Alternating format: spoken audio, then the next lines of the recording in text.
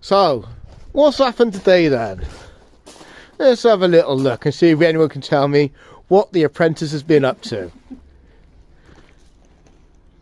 So yesterday he went through the cable and cut the cable in half, and today he's got tangled up.